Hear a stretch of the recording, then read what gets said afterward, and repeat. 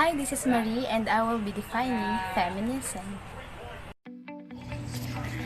Feminism is a collection of movements aimed at defining, establishing, and defending equal political, economic, and social rights and equal opportunities for women. It is mainly focused on women's issues. But because feminism seeks gender equality, some feminists argue that men's liberation is therefore a necessary part of feminism, and that men are also harmed by sexism and gender roles. Feminist activists have campaigned for women's rights, such as contract, property, and voting, while also promoting women's rights to bodily integrity and autonomy and reproductive rights. They have opposed domestic violence, sexual harassment, and sexual assault. In economics, they have advocated for workplace rights, including equal pay and opportunities for careers and to start businesses.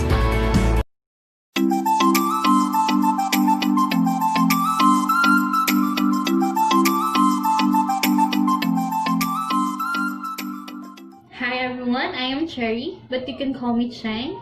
In my video, I will tackle about the topic of etymology of feminism. So sa aking video, included ang brief history ng feminism, when it started, and what are the movements na ipinaglaban nila noong feminism era.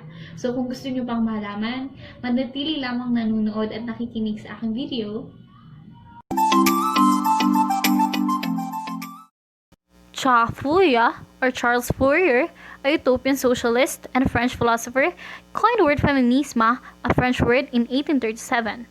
Feminism era has three waves: the first wave, second wave, and the third wave.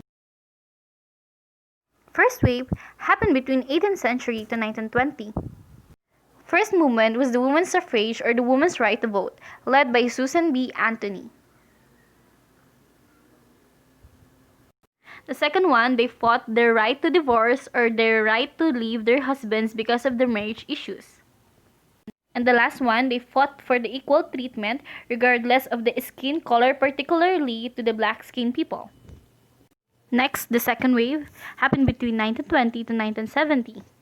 Body positivity, this movement is where the positive body image is pinned regardless of the standards of society and culture. Next is they fought their rights to civil rights, kung saan ang political issues and social issues ay meron na rin silang boses na dapat ay pakinggan din bilang kababaihan. Next is abortion rights and sexual freedom. Sa era na to, tinulungan nilang malegalize ang contraceptives. And sa sexual freedom, pinutol nila ang aspect or perspektibo na kung saan ang sex ay sagrado or dapat naayon sa norms or culture. Next one is the third wave, happened between 1980 to 2000. This was the time that they fought for the LGBTQ rights, the time when the people began to normalize the same-sex relationships. Environmentalism. This was the time na ang mga kababaihan ay pinaglaban nila ang kaligtasan ng kalikasan. Next is the body, fat, and sex positivity. These three, ito yung idea na kung saan binibreak na nila ang norms ng society. Kung saan wala na silang pake or hindi na bumabase doon sa mga norms na ibinibigay or binibigay na standards ng society. Last is the brain and the beauty. So in this movement, the women emphasize that the ladies or the women can have both brains and beauty. Hi guys! This is me again, Sheng. I hope na may natutunan kayo sa ating maikling talakayan about sa etymology of feminism. So ano nga bang ika-fourth wave sa ating feminism era? Ang ika-fourth wave sa ating feminism era ay itong present era natin. So, kung ano nga ba mga pinaglalaban natin, like for example, the LGBTQ rights, sa panahon ngayon, still, pinaglalaban pa rin natin siya. So, civil rights, ang boses ng kababaihan sa lahat, political issues, social issues, at kung ano-ano pa. And, kung ano pa yung mga pinaglalaban natin bilang isang tao, hindi lang bilang isang babae, kundi ito yung dapat itinatanim natin na pagkapantay-pantay, hindi lang babae ka or lalaki ka, kundi pantay-pantay, regardless of the gender, regardless of your status or whatever. Kailangan ipaglaban nyo ng may pagkapantay-pantay. So, maraming salamat sa pakikinig niyo sa akin, and pakinggan nyo pa or panoorin nyo pa ang susunod na aming mga topic. Salamat!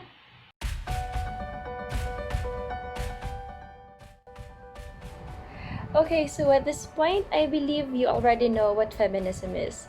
Its brief history, including the 3 waves of feminism, the definition, and also the etymology. But in this report, we are going to focus mainly on European feminism. My name is Erica, by the way, and join me in gaining knowledge in European feminism. European feminism. Where did it start? The concept of feminism originated in France. It aimed to redesign society by changing the perception of women and their roles in society. The Royal Academy Dictionary in Spain defines feminism as a social doctrine which allows women the abilities and rights previously reserved for men. That's why women's first demands were focused primarily on economic, educational, and political rights. Women in European societies were denied full economic rights. They don't have the right to own a property, they don't have access on education, and they don't have the rights to vote nor elected. But despite of all that, they didn't make a move until the French Revolution. Later on, we will gonna discuss what happened on feminism during the French Revolution. But now, who coined the term feminism? Charles Fourier. He is a French philosopher. He coined the term feminism in 1837. And in 1872, feminism and feminist was first used in France and Netherlands. But does that mean that these two countries were the first in Europe that allows women's rights equal to men? Moving on, Mary Wollstonecraft. She is an advocate of women's rights. She saw education as the most appropriate means to put women on an equal plane with men, as well as a way of making possible women's autonomy. During its brief life, the school developed a prestigious reputation and served as a starting point for Wollstonecraft's radical ideas about the necessary equality of female and male education. Wollstonecraft's beliefs were rooted in the idea that the government was responsible for remedying this inequity. She believed that if the government allows women to have an access to education, it may be the stepping stone in achieving equality between men and women. Now, what happened during the French Revolution? Women began to express a collective voice. But after the French Revolution, women still not gain full political rights. They cannot vote nor hold office, and none of the national assemblies ever considered legislation granting political rights to women.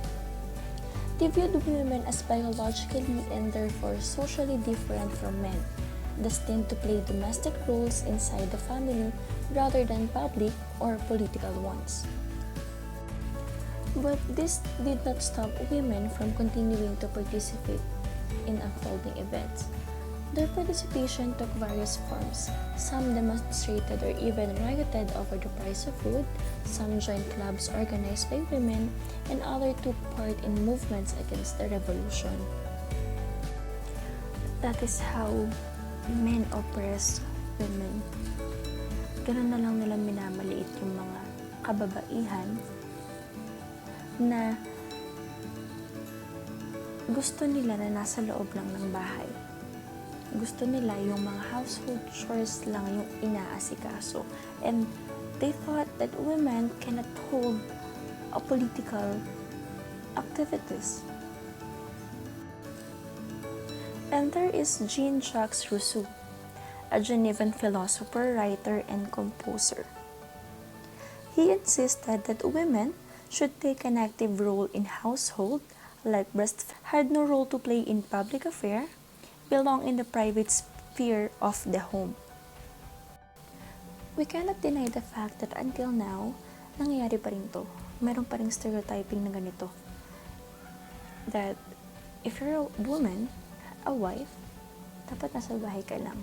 And me, as a man, as a husband, ako yung dapat nagtatrabaho. Dapat nasa labas, dapat involved sa public affair or political activity. But because of this ideology, nababreak na natin yung ganitong stereotyping. Na hindi porke babae ako, ako lang yung nasa bahay. Ako yung nag-nurture, ako yung nag-aalaga or nagmamanage ng household. Breastfeeding, yes, of course, can only be done by women. But educating, nurturing, taking care of our children is not a sex role that can only be done by a woman. And because of this statement by Rousseau, maraming nag-object na women. Maraming hindi masaya during the French Revolution because they did not gain their political right. Suffrage, or the women's suffrage, the right of women to vote in election. Norway and Finland were the first to commit to political equality and the first to establish women's right to vote. Finland became the first province in the world to implement racially equal women's suffrage in 1906. In Norway, motion of universal suffrage for women was adopted anonymously by the Norwegian Parliament in 1913. And France holds the women's suffrage until 1944. Feminism in France is a long road to equality. And sad to say, there are people who says that feminism is not what are they asking for. It's the entitlement. Where in fact, women was degraded by the society. We're not asking for superiority. We're asking for equality. And women can do more. All thanks to the revolution happened before, to all the feminist activists who fought for a right, for women's right. And now we have an access to education. We have the right to vote. We also have the right to run for candidacy, to be elected. We have right economically. Napapakita natin sa buong mundo na we can be more, na meron pa tayo. Kasi hindi tayo babae lang. But still, feminism is not about superiority. It's about equality between men and women. Again, my name is Erica and thank you for watching. Okay, the next topic will be the African feminism.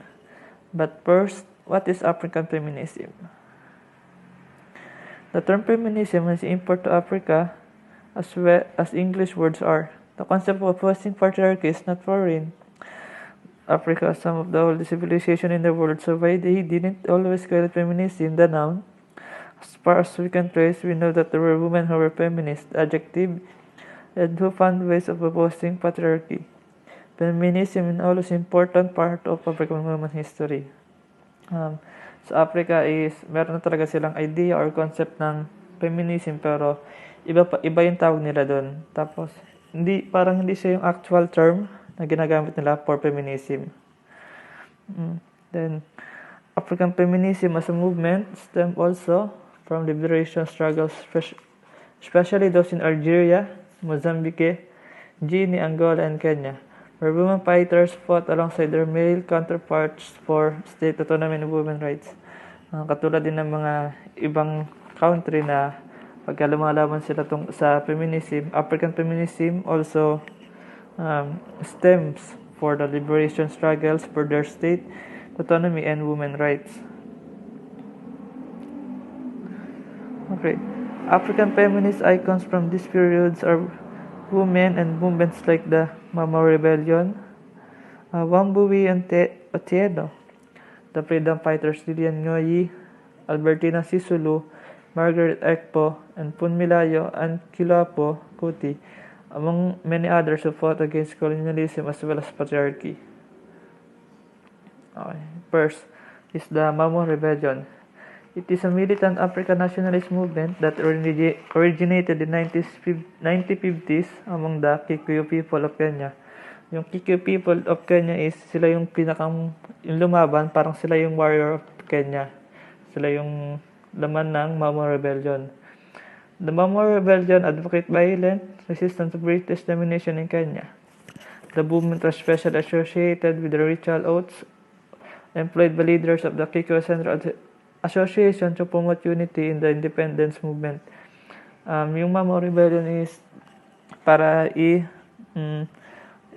patalsikin yung British domination sa Kenya, tapos para ding i-promote yung unity ng or pag-isahin yung mga movement sa loob ng Kenya. The uprising is now regarded in Kenya as one of the significant steps towards the Kenya free from British rule. Parang ito rin yung pinakang stepping stone nila para maging free sila dun sa British rule. Pero sa labanan na ito is merong maraming na-sacrifice. There are 90,000 Kenyans that were executed, tortured during the crackdown, and 160,000 people were detained. Yan, sabi ko nga kanina, the Mamo fighters were mainly drawn from Kenya's major ethnic groupings called the Kikuyu. Since 1945, nationalists like Jomo Kenyatta of the Kenyan African Union, (KAU), had been pressing the British government in vain for political rights and land forms, with valuable holdings in the cooler highlands to be redistributed to African owners.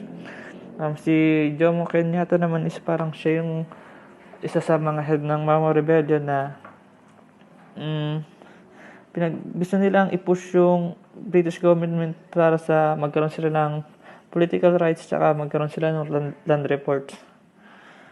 Next naman is si Wambui Otieno. She was one of the female Mamo leaders during her country's struggle for independence. Her memoir, Mamo's Daughter, A Life History, in 1998 was the first such account to detail the roles played by the women in the fights against colonial rule, largely ignored by colonial and post-colonial historian.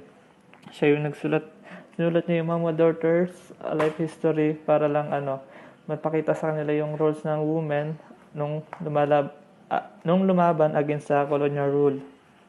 Tapos, after Kenya full independence is achieved in 1963, Wambui was one of the first women to run for political office.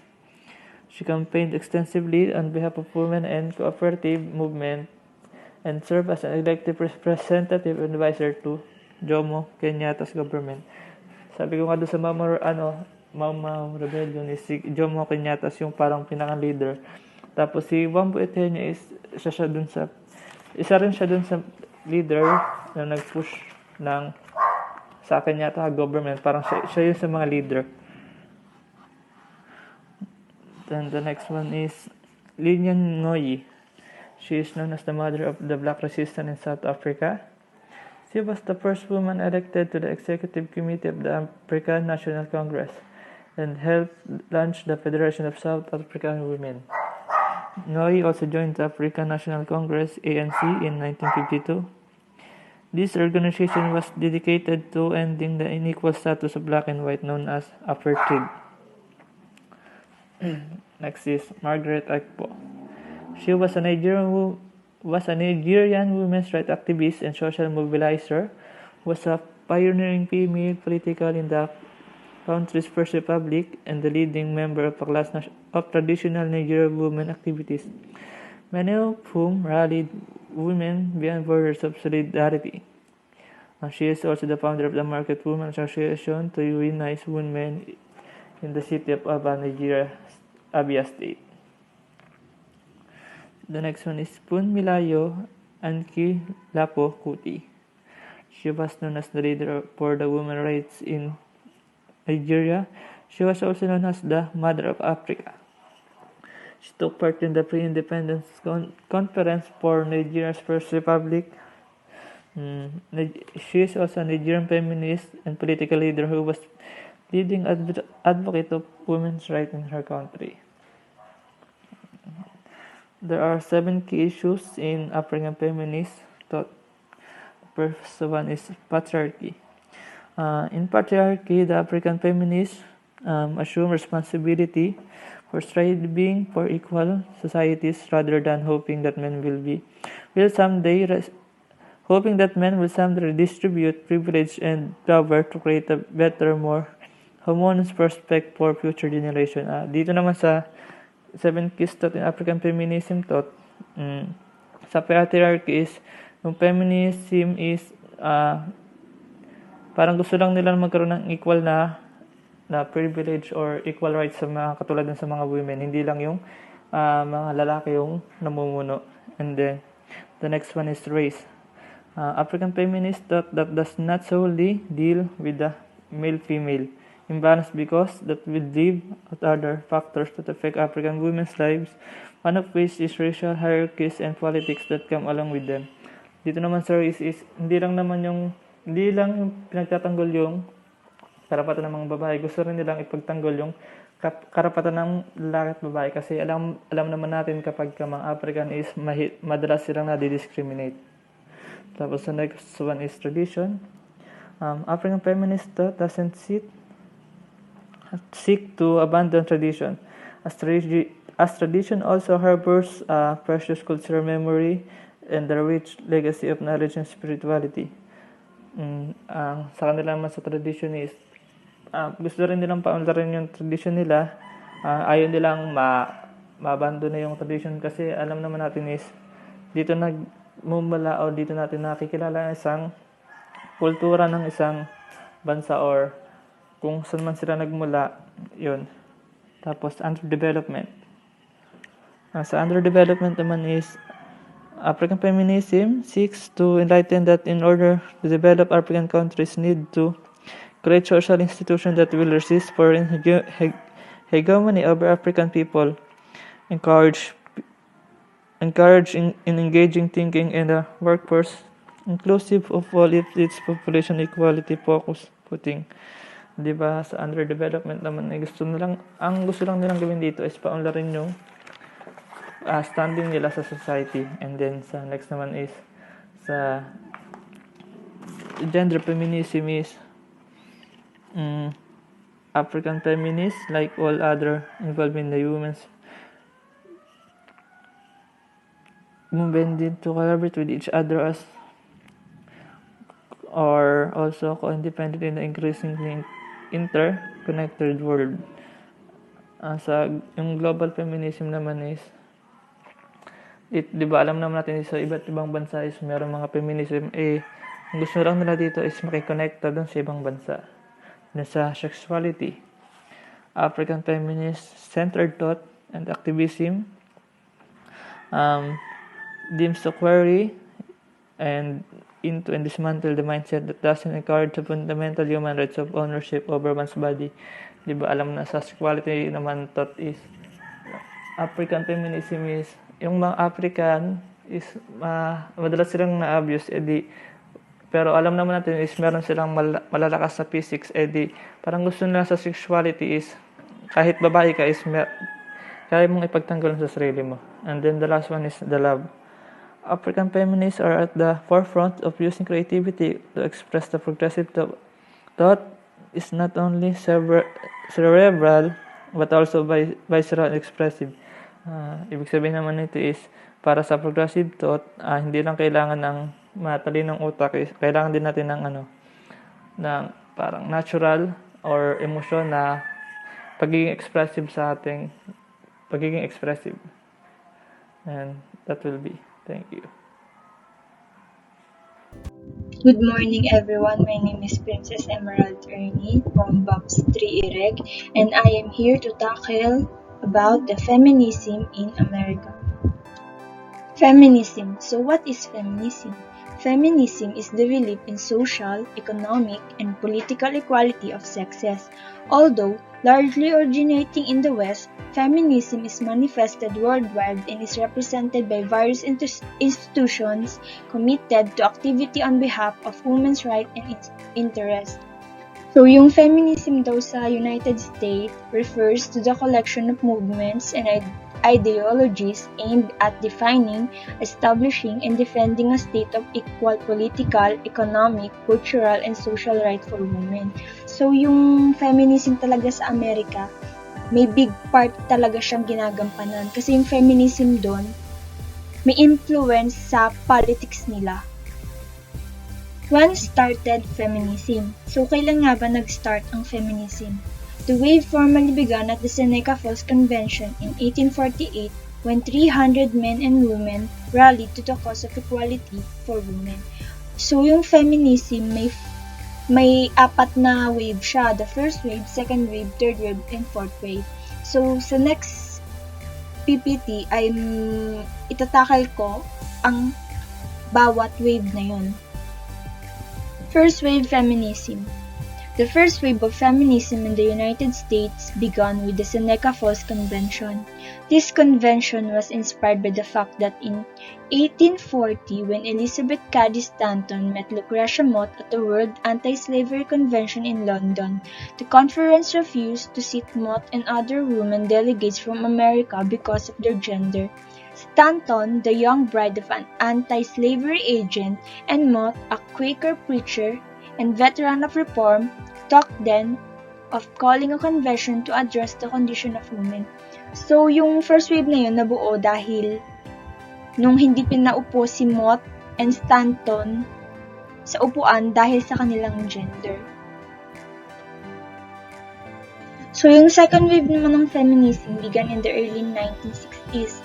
Throughout of the 60s and ending in 1970s, second wave feminism commonly followed the motto, "The personal is political."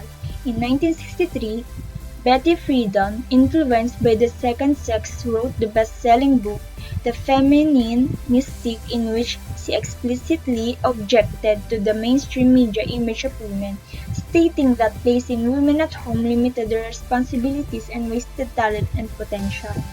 The perfect nuclear family image, depicted and strongly marketed at the time, she wrote, did not reflect happiness and was rather degrading for women. This book is widely credited with having begun second wave feminism in the United States. So, the second wave, may author na naggawa ng book para malaman ng iba na ang mga babae ay hindi pang bahay lang, na may kakayahan din sila at potensyal na gumawa ng ibang bagay. Tapos, yung book na yun is kinredit dahil nalinawan ng mga tao na ang babae ay pantay lang sa lalaki.